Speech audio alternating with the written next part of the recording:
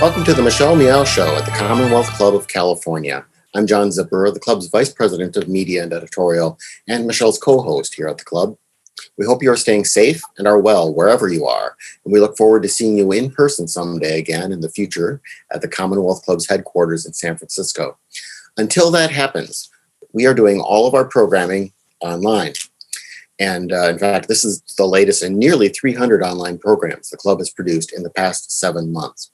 You can find all of our upcoming programs, as well as video and audio from our past programs and information on how you can help support the production of our programs at commonwealthclub.org. If you are watching us live on YouTube, you can use the chat function to post questions for our panelists, and we'll try to work some of them into our conversation here today. Now, it's my pleasure to introduce Michelle Meow, a member of the Commonwealth Club's Board of Governors and the producer and host of the Michelle Meow Show. Good to see you again, Michelle. Thank you so much, John, and thank you to the Commonwealth Club for providing the platform for us to have these important conversations. The show that John and I do is a touch on social justice issues with an intersectional approach. So all of you who are tuning in, thank you so much for taking the time during this afternoon to be a part of discrimination in special education, especially during COVID-19. COVID-19 has upended our lives directly and indirectly. It's been difficult for all of us to adjust, especially our students who are now facing distance learning, isolation from their peers, stay-at-home orders. And while the discussion is out there in general, how our students are impacted by the continued closure of schools, having to do distance learning, all of this is out there. However, what about students in special education? And so let's welcome our panel today. Joining us to discuss discrimination in special education, especially during COVID-19, are three individuals who are dedicated and passionate educators, specialists, and supporters of students in special education. We have Christy Duman-Wartz, who's a retired special education teacher, a program specialist and trainer to district staff for the Castro Valley Unified School District and now running for school board of Castro Valley. We have Malhar Shah, who's an attorney for Disability Rights Education and Defense Fund, also a former family law staff attorney for National Center for Lesbian Rights, and Janet Sinbandith, who's board certified behavior analyst, a BCBA, behavior specialist in the East Bay School District, and CEO and founder of Positive Support Services. Welcome all, and thank you so much to for all of you for joining us for this program. Let's begin with your individual path in special education and get to know all of you a little bit more. Tell us about the beginning of your commitment to serving the special education community, the decision to do so and what led you to your professional career. We'll begin with Christy. Well, thank you so much for having me. It's an honor to be here, to be able to talk about this really important issue. Well, I come from a long line of educators, and actually my family told me when I went to college to do anything but become a teacher. And so I pursued actually a degree in business administration, and I have with a major in accounting. And with that, when I was working on my MBA in finance, I contacted my local volunteer center because I wanted to do something to reach out to my community and support my community. And I had this great opportunity that they actually put me in a special education classroom. And honestly, the minute I walked in the door, I knew it was where I belonged. And I changed my major from an MBA into going into a teaching credential program. And I really have never looked back. With that said, while I was a teacher, I ran a model program and had an opportunity to train several other special education teachers, and found that I had a really unique ability to help people understand students with special needs. And 30 years later, I just retired, and we just wanted to find a way to continue to advocate for students with special needs, along with other children. I think right now, we have a lot of challenges in our community, and people need to step up and make a contribution in our community. And so I decided to take a shot and run for our local school board. Thank you so much. Mahar. Well, thank you for having me also. And it's really great to be on this panel with so many great and dedicated individuals. So many of my friends are actually educators and special education educators. And so I have a great admiration for folks who are doing this work.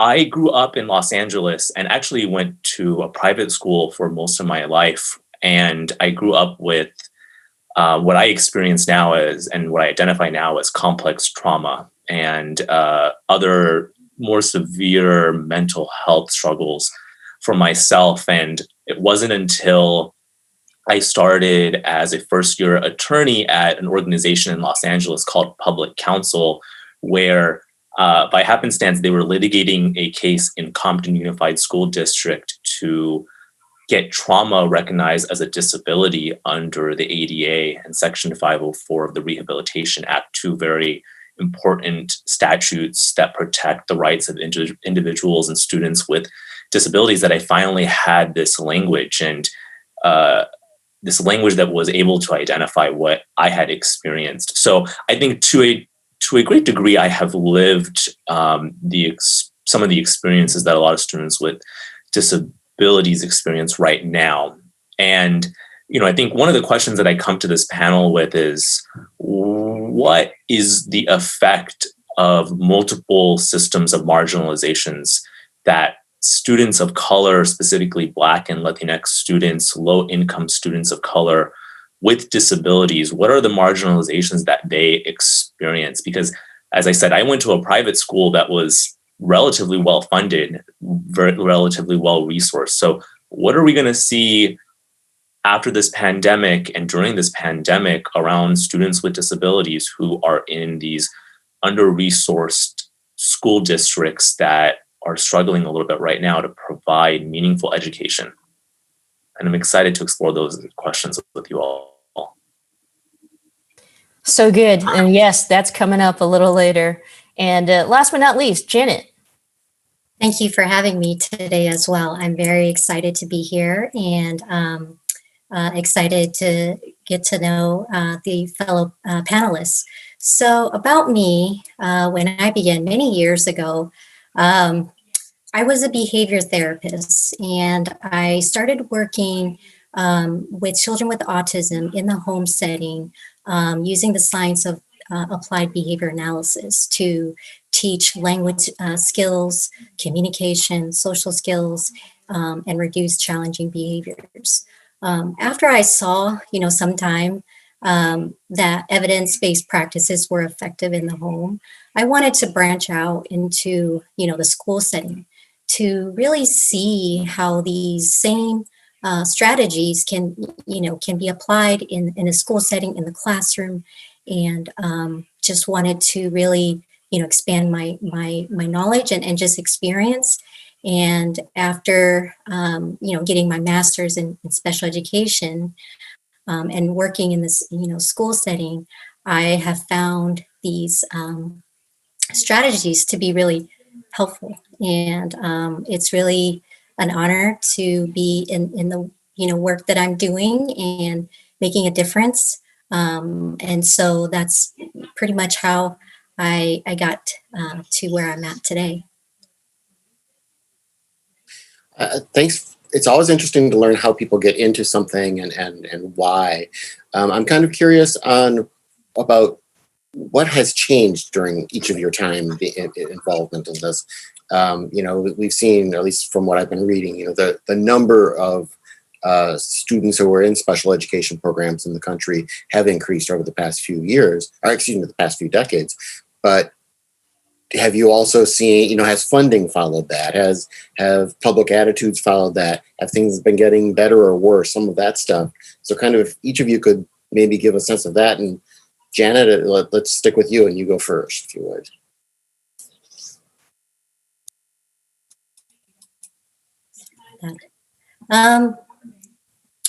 Well, in terms of just the challenges that I'm seeing right now during, COVID, in special education, the label special education already separates, students from neurotypical students. And on top of this label, students in special education might have challenging behaviors. And so with these two combined, neurotypical students look at them differently and treat them differently and may avoid, friendship or social interaction altogether. Staff may also treat them differently. And so, that's why it's so important to have like professional development and training. So that way, teachers can understand our students in special education and meet their unique needs. And so, on the other hand, there is, this other segment where they do have to be kind of sort of separated. So that way, for example, curriculum needs to be, customized to them as well as instruction to meet their unique needs. Christy, changes you've seen? And you're on mute. Sorry. I think that it's a very slow process. Change is very slow and hard. I think that what we need to look at is this is a long-term endeavor. We do have an increasing population of people that have been diagnosed with disabilities, especially in the area of autism. Right now, the current rate of autism is 1 in 67 births. Is going to be a child that will be diagnosed with autism. And that is going to continue to impact our educational system. And we need to look at how we can address that. And we need to always look at how we can do things better. I think that over time,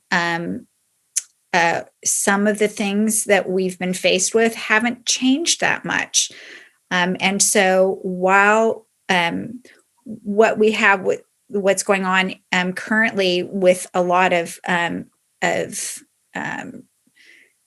issues that we're looking at as a whole community, we also have an opportunity to look at people with special needs in a different way, and to look at how we can bring them along in the conversation. Or maybe things you've seen change, and especially obviously in the ways that schools and society and policymakers are or are not dealing with the discrimination issues even. Daniela. Certainly. Well, I'll start with the fact that the Individuals with Disabilities Education Act and Section 504 of the Rehabilitation Act, which are two robust protection statutes for individuals and students with disabilities, were passed in the 70s. And since the 70s, the federal Congress has failed to fully fund IDEA since then. And that's a really big lack of resources for state departments of education, like the California Department of Education, which are left attempting to fund programs and services and supports for students with disabilities themselves. And frankly, there's not enough money there. So that's something that we continue to see happen over time. And for folks who are interested, contact your legislature, contact your senators and tell them to fully fund the IDEA. That is incredibly important. And as you mentioned, John, there has been an increase in the number of students with disabilities who are identified and who are eligible and receiving services. And I think part of that is the fact that districts are coming up with better assessment tools to identify students with disabilities. And I think that's actually really great and really important. But what has also followed that is continued racial bias, continued bias on the basis of income, continued systemic discrimination on the basis of both income and race. An example that I will give is the fact that Black students continue to be diagnosed or identified with emotional disturbance or intellectual disabilities at a higher rate than their non-Black and non-POC peers. And the reason that is concerning is because often there's a lot of racial bias in that category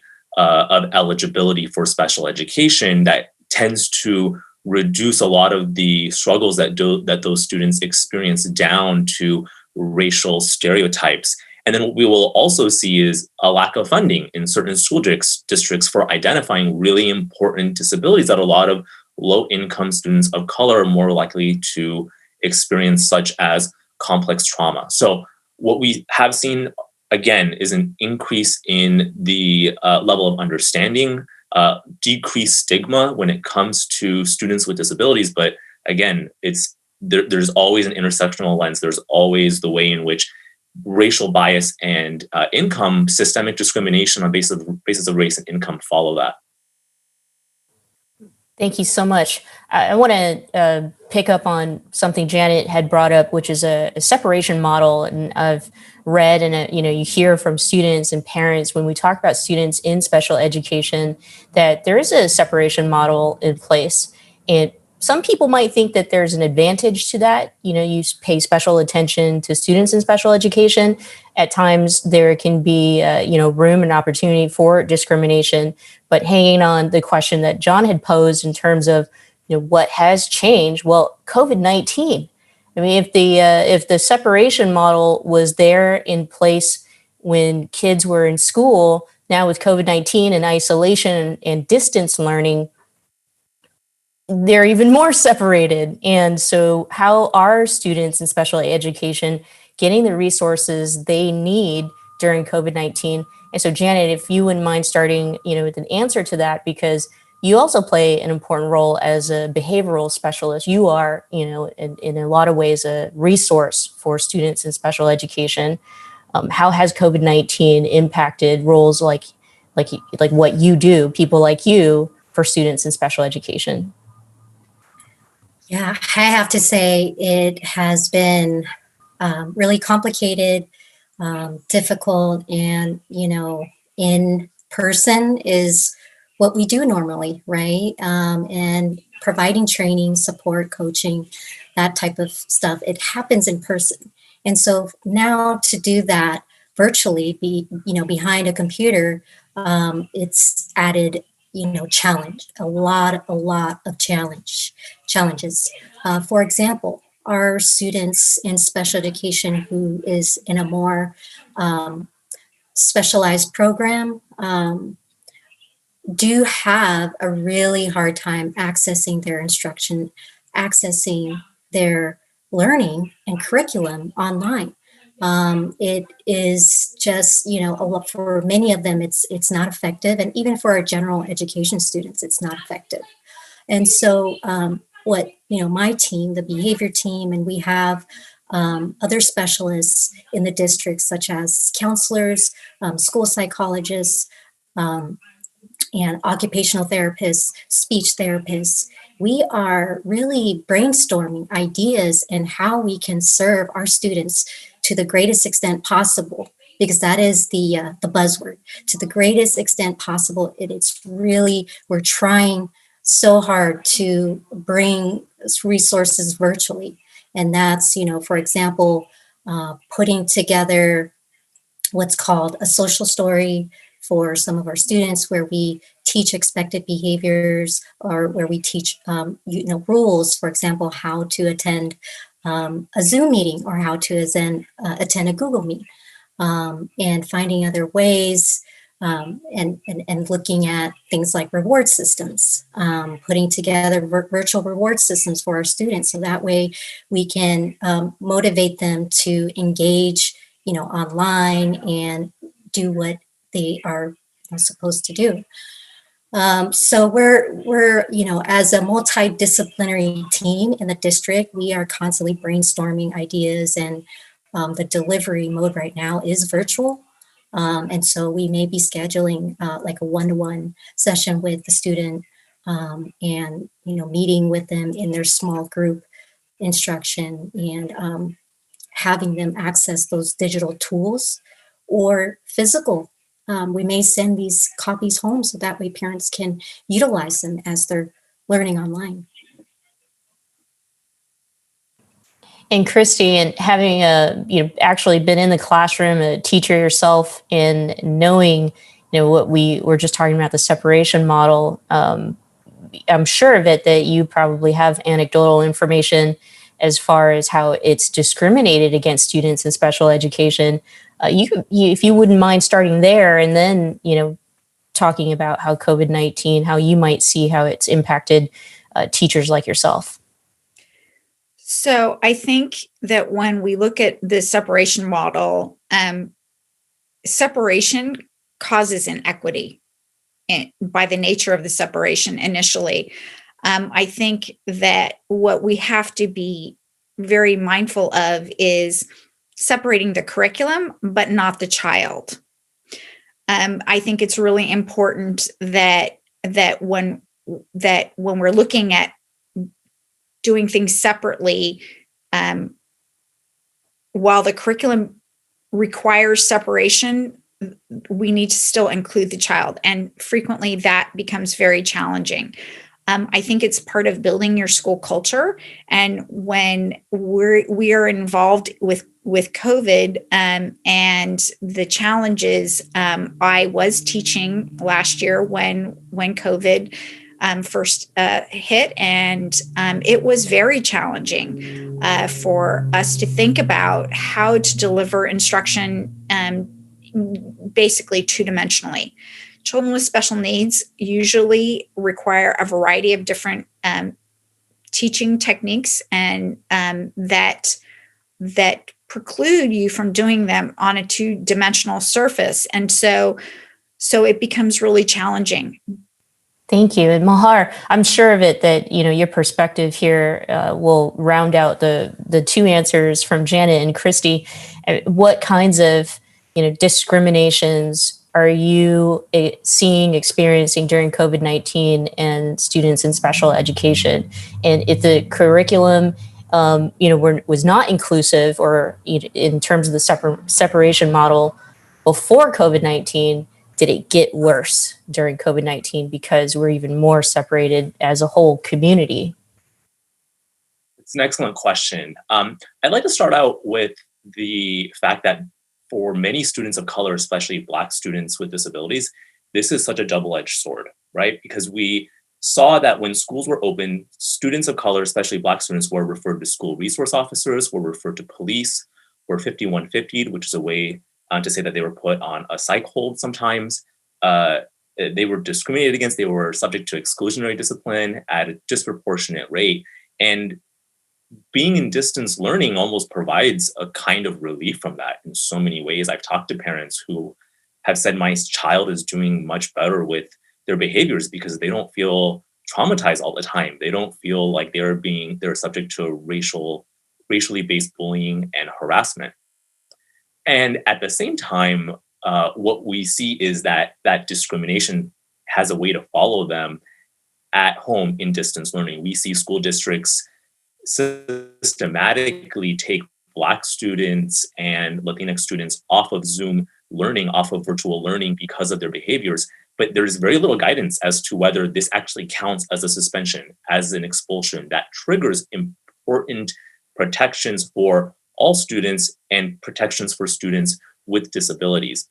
So that's one concern. And then what we also have, of course, as you mentioned, Michelle, is an exacerbation of separation for many students who, for example, have behavioral disabilities or mental health disabilities, who need that interaction with their fellow classmates to continue to build their social emotional skills. And I think what we have learned from this entire process is that regression for almost all students in terms of their really important skills should be presumed. Because when we go back to school, what we're going to see is students are going to struggle to return to school, are going to struggle to regain the skills that they generally use to interact with other students, that they have learned throughout their years in light of their disabilities to interact with different folks at school, to engage in their curriculum. So in so many ways, this is such a double-edged sword. And what we need to really be doing is figuring out, okay, when we get back to school, how can we use the lessons that we've learned during the pandemic that we've used to engage students with disabilities who are generally isolated, and create a more inclusive and equitable environment for all students, especially Black and Latinx students with disabilities.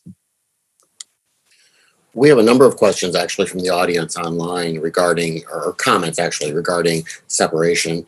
One person writes, I was an ADD, no H student, and I never was in special education. Had I been put there, I would have failed on the premise of being segregated.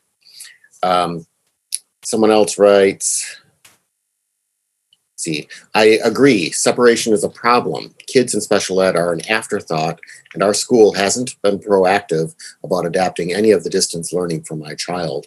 And I find this all very interesting because we're hearing in what Mahala just said about how for some students it's actually a little bit of a boon because, right, they're not confronted with some of the things they were before, but they're facing other challenges.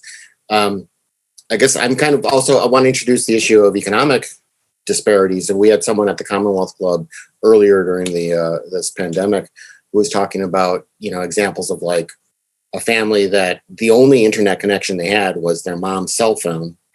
And so the kids would have to wait until the evening, until their mother got home from work, and then they would take turns using the phone in order to be able to access their homework, really. So maybe stick with you, Malhar. I mean, talk a bit about the economic dislocations and the economic challenges that are perhaps being exacerbated.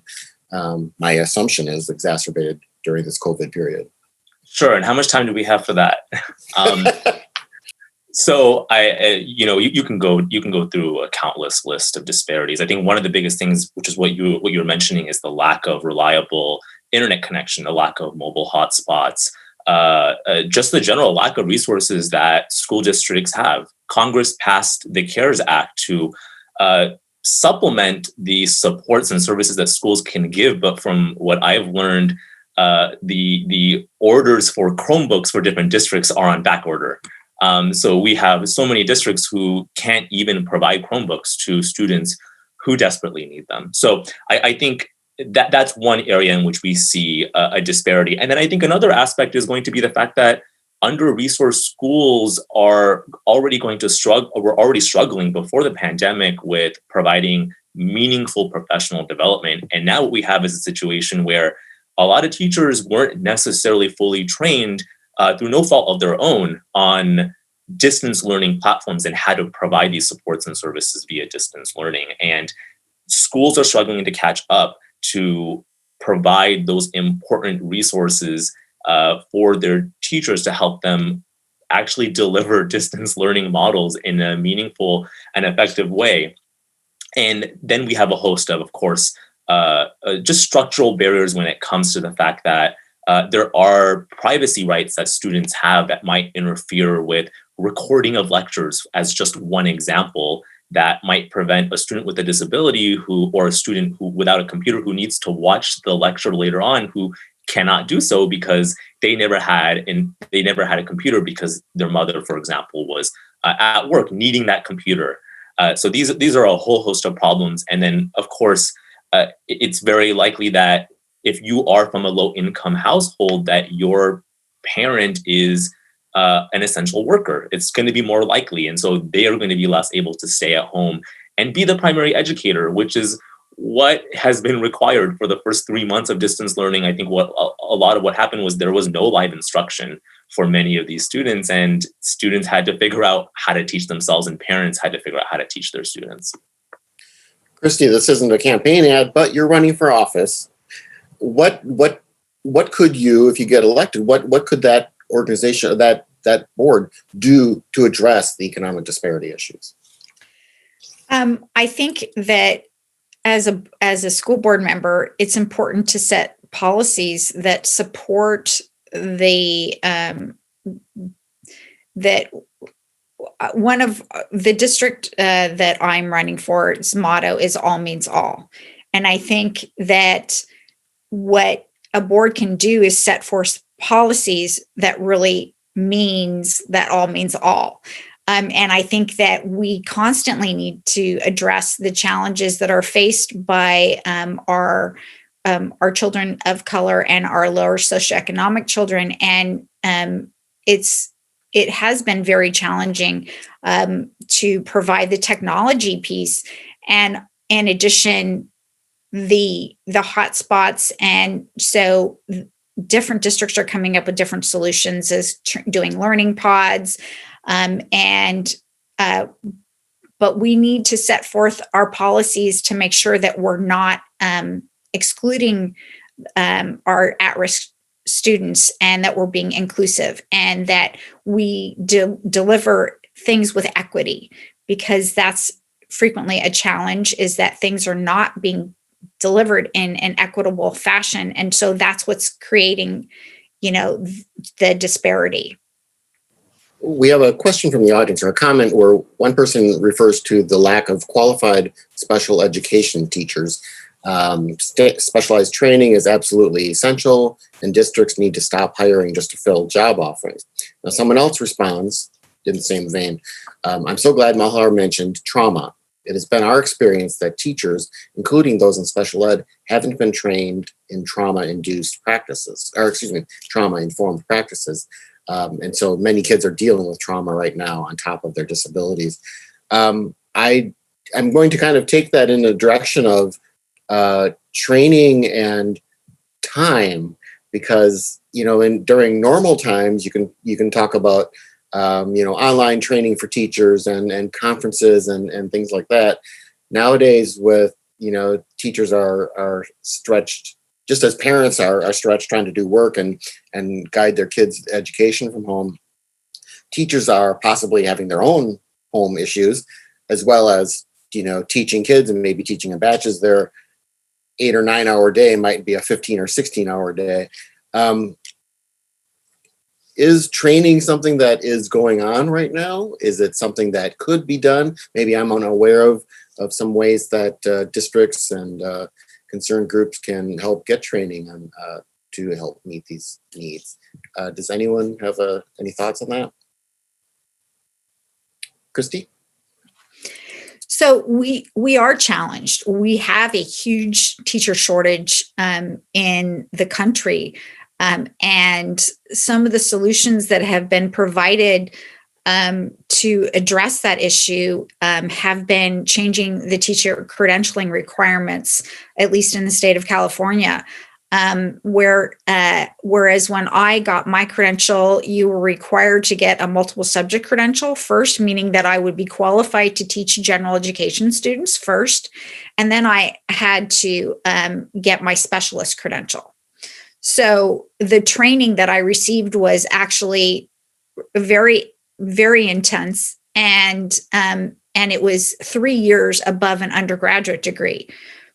With that said, with the conditions that teachers are facing frequently, as my family said, well, you could have gone to law school by the time you could, instead of getting your credentials. And so we have challenges about people being effectively trained, because we have a huge burnout rate in the population of people in special education. And that needs to change. We need to provide the training and support so that they can effectively do their job. But they currently changed, at least in California, they've changed the credentialing requirements because of the shortage to try to entice more people to come into the profession. By now, it's called a dual credential. And in providing the dual credential, while it may get more people a credential, it also affects their training. And to me, there's been a significant change in the different skill sets of the teachers that are coming out of the school systems in the dual credential model. And then it falls on the district. And the district then needs to understand that some of the teachers are not coming to the district with the skills that they actually need. And so we need to provide the support and the training for those new teachers so that we can retain those teachers. Malhar?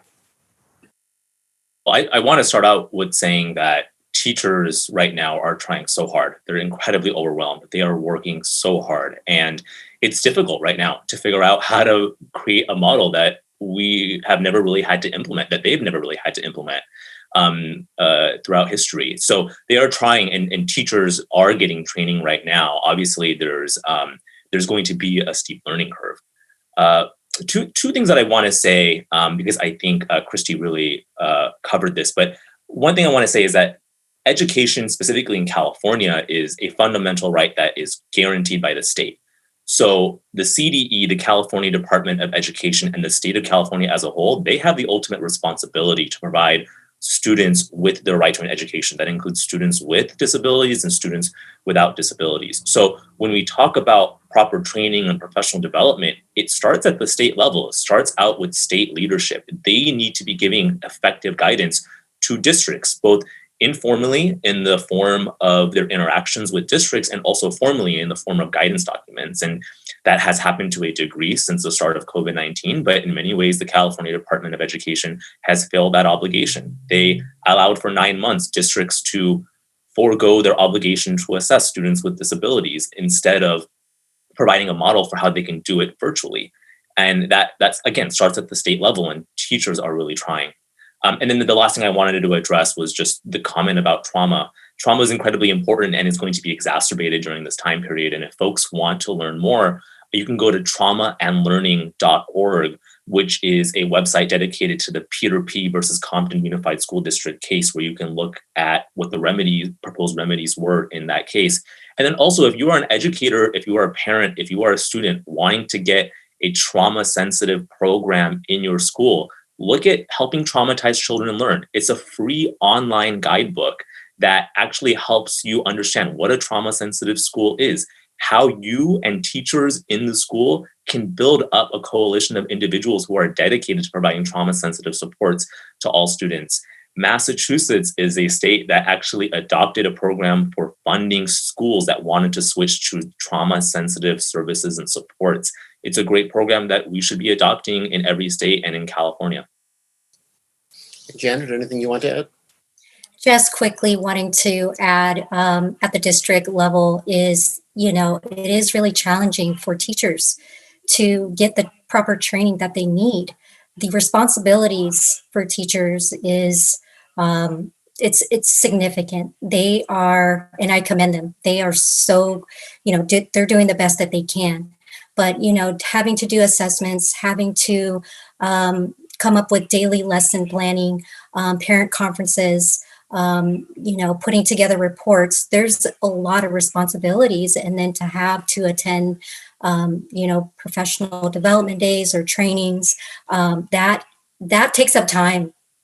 And there's very little time that teachers have. And it's also, a funding issue. They need to get paid for this time that they're, getting trained. And so I just wanted to highlight that teachers are already burnt out and doing a lot, and for opportunities, for training, it is challenging. It is definitely challenging. I think, we've spent 50 minutes. Could I just sure, Christy, one more. So just one more thing. I do want to recognize that the teachers are working really, really hard, and that they had to pivot on a moment's notice. Literally, I had hours to get packets together and to get them out to my students. And they are working so hard. And we need to acknowledge that a lot of them didn't have the tools. I spent 2 weeks between the time that we had the virtual learning and that we were told, to shelter in place, and when they decided that we were going to move over to virtual learning. And I had to learn all of the technology in 2 weeks. And while there was some support and training, a lot of it just falls on the teachers and their ability to figure out how to best serve their students. Thank you so much, Christy. As I was saying, we've spent about 50 minutes here. It's gone by so fast, and there's so many more questions I think that we all have. As we're hearing your answers, what is heartbreaking is that there are also layers of the issues that are impacting our most vulnerable, our students in special education, but it's also impacting parents, also impacting teachers, and it almost feels like there's a crisis brewing if it's not already there. And so when you talk about solutions to some of the problems that we've been talking about this entire hour, there is no one answer that or solution to what we're facing. But I'd love to hear all of your thoughts in terms of how we're going to move forward as it involves multiple agencies. Mahar brought up, even law enforcement and their relationship with students prior to COVID-19, but the, authoritative role that people play when it comes to students in special education, to funding. Who's responsible for funding and supporting, our students. Education is incredibly important to us and to parents and to our students. So let's hear some of those thoughts, the solutions to some of the discrimination, the problems that our students face today. Let's begin with Mahar. Thanks.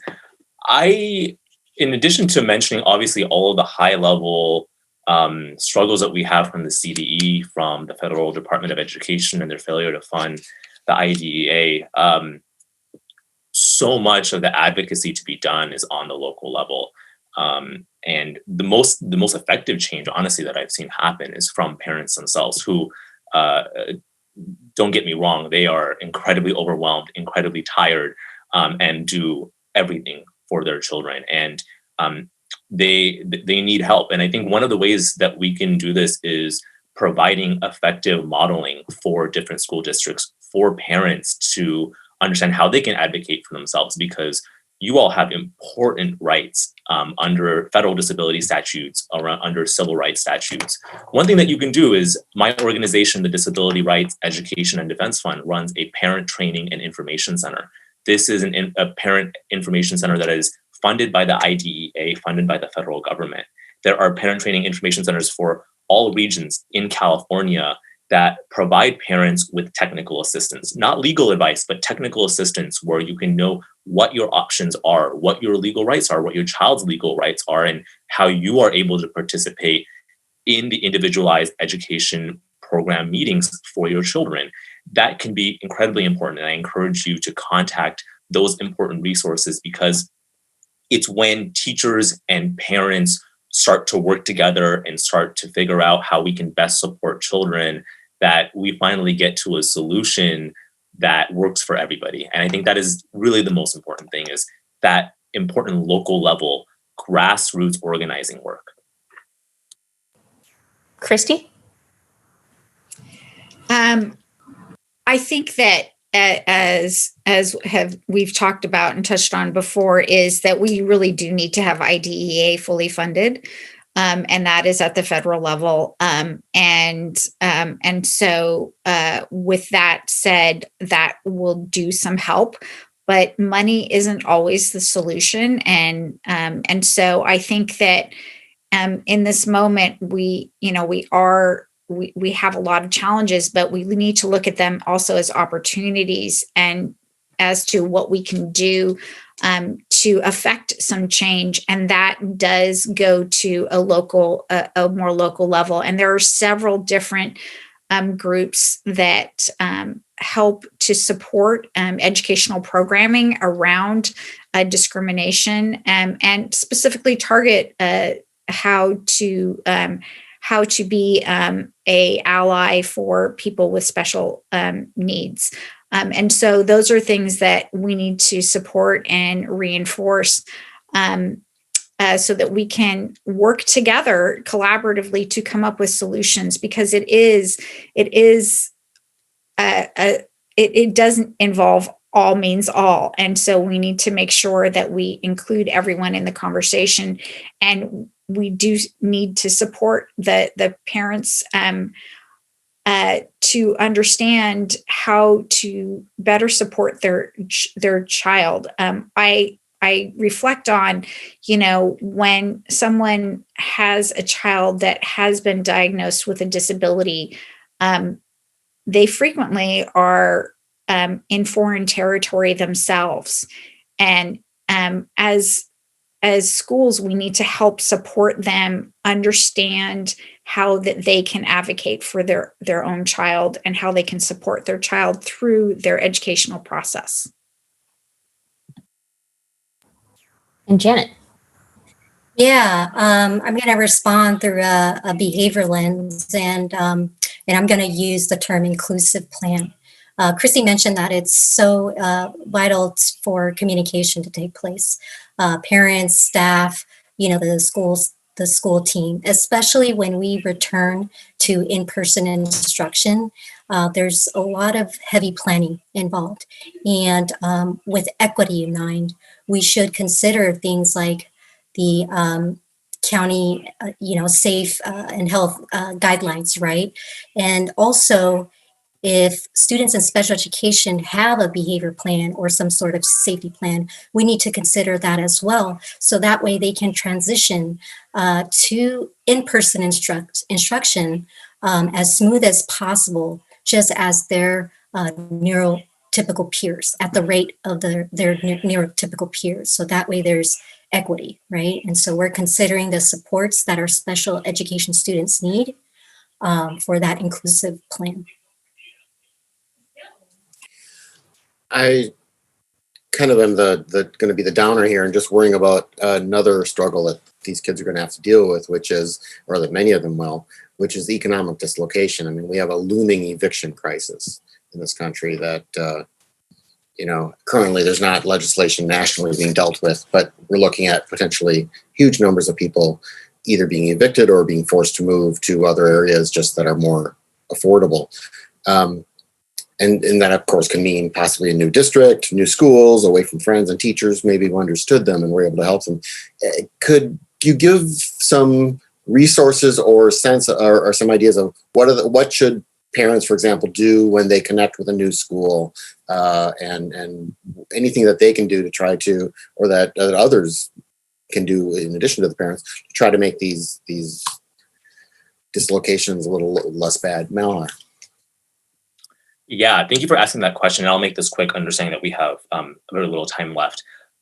The IDEA is designed so that a student can pick up their IEP, go across the country to a different state and get those same exact services. So what you should be doing and what the district should be doing is communicating with the new district about what the supports and services that you were receiving at your old district are, and providing those same ones at the new district. And then you should be having an IEP meeting, a new IEP meeting, within 30 days of moving to the new district, so that you can assess whether those services and supports are working, whether you need new services and supports because of the relocation, or really any other factor.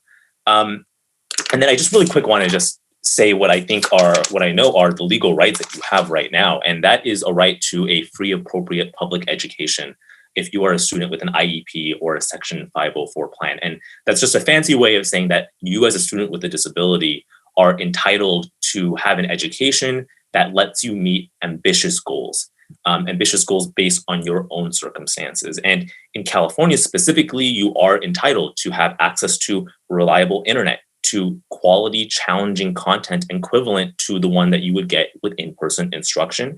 You are also entitled to daily live instruction, not just homework packets. You are entitled to interact with somebody at least at some point in time during the day. And then at the last thing I want to say is that you are entitled to a school district helping you re-engage with learning if you are required at some point in time to drop off for some period of time. Great. Any other thoughts, Janet or Christy? Otherwise, Michelle? I think that was very well said. I think that the best thing you can do when you're moving to another district is have your IEP in hand and provide it to the receiving district as soon as you know that that's going to be where you are going to be located. and then to follow up, and then scheduling a follow up, an IEP meeting within the first 30 days of your moving to that district. And Janet? just to add a little bit more to Christy is definitely the IEP, which is the individualized education plan that contains information about the student, because the receiving team, once they have that information, they can better, prepare to support that particular student. And then also, as I mentioned earlier, a behavior intervention plan for those students with just some behaviors that require attention and require special proactive and reactive strategies to mitigate those behaviors. That also needs to be shared with the receiving team. So as much information as possible that the family can provide, that the previous school district can provide to the receiving team, it's paramount for that student to get the support that they need.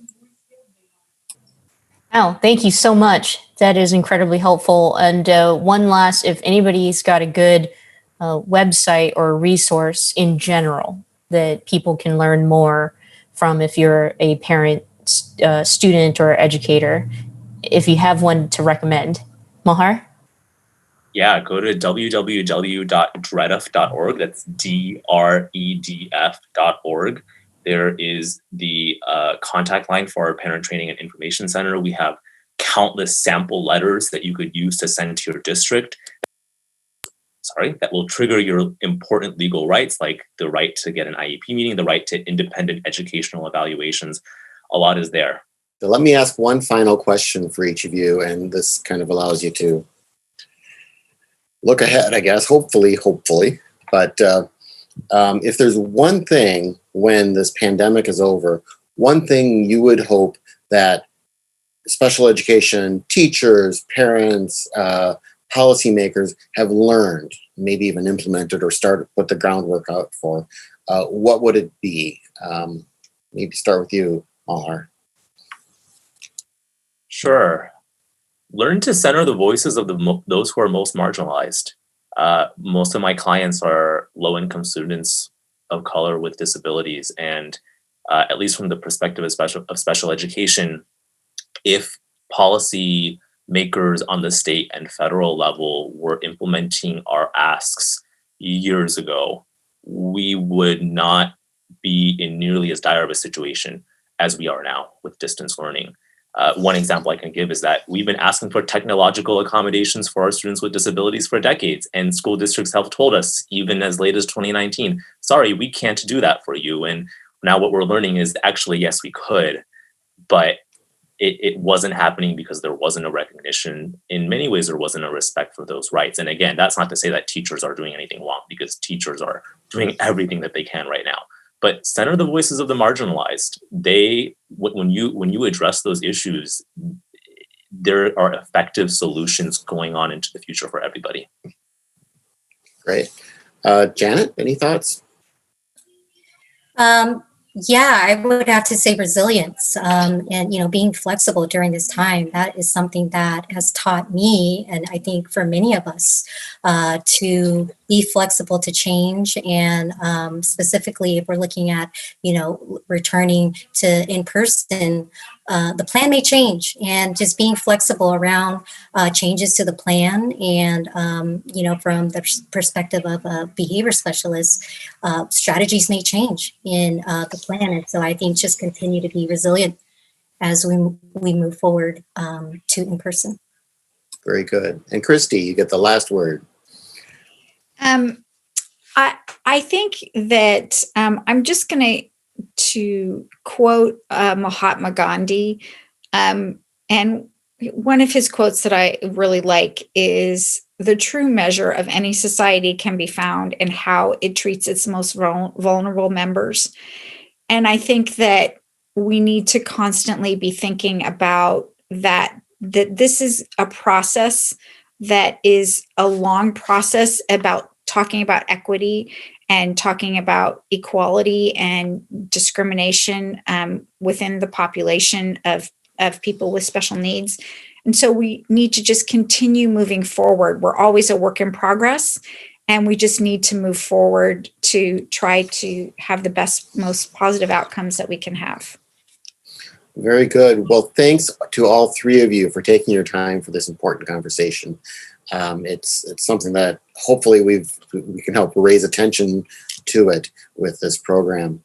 And I want to thank everyone who watched us live online or is listening or watching us later online on our podcast or videos. Thanks to everybody. Have a good weekend. Stay safe.